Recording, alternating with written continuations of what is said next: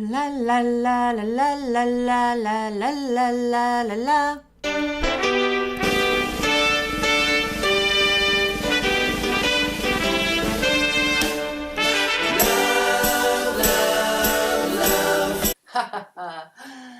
La chronique de la semaine sur l'actualité. Youpi!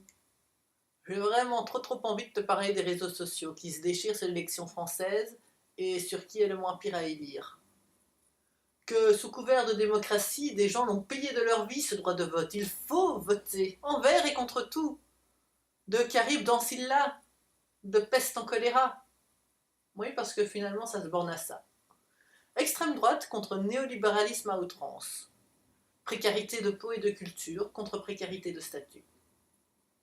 Changement de constitution avec les risques que cela pourrait comporter, contre changement de rien, si ce n'est les pauvres toujours plus pauvres et les riches de plus en plus riches. Non, parce que sur le papier, et oui, je me suis fait violence pour le lire entièrement, le programme de Marine Le Pen, il n'a pas l'air trop dégueu si on le survole.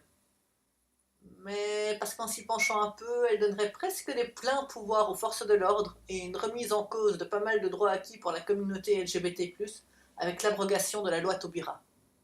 Sans compter ses désirs d'enfermement au moindre crime et un durcissement des peines. Avec quels moyens? Sûrement l'argent récupéré via les suppressions d'allocations des vilains étrangers, ou pas, qui ne rentrent pas dans les rangs. Bon, j'avoue, après une vingtaine de points, ça part en vrille, avec les frontières, les étrangers, la vilaine Europe, les méchants pas comme nous, et j'en passe. Alors on va interdire le financement des mosquées, des trucs culturels par l'État, par tout État étranger et par des particuliers français. Mais tout va bien, ce n'est pas raciste, c'est juste de la prudence. Après tout, tous les terroristes sont musulmans, ce qui, soit dit en passant, est totalement faux. Et puis bon, Allah fera bien le tri à l'arrivée. On ne fait pas d'omelette sans casser des œufs. Et les innocents auront bonne place au paradis. Puis, isolé comme jamais la France, on ferme. Les lumières, c'est fini. Bienvenue l'obscurité et la peur. On se replie, on reste entre nous. Sauf que ce nous a tellement de facettes, même chez les Français de souche, qu'il est illusoire de croire que ça va fonctionner. Ou alors, pour son opposant, on va plutôt mettre en esclavage les employés et ouvriers. Ils pourront travailler plus pour gagner moins, et faire très peur à leurs patrons s'ils ne sont pas d'accord avec lui. En, mesdames et messieurs, démissionnant. Sûr que le patron il va trembler, dis donc. Sans parler du personnage au discours sans queue ni tête, mais qui s'exalte de s'entendre parler, en tenant la peur sur un monde plus dangereux que jamais, et qui sointe le mépris pour tout ce qui est en dessous de lui, et déjà si sûr de gagner.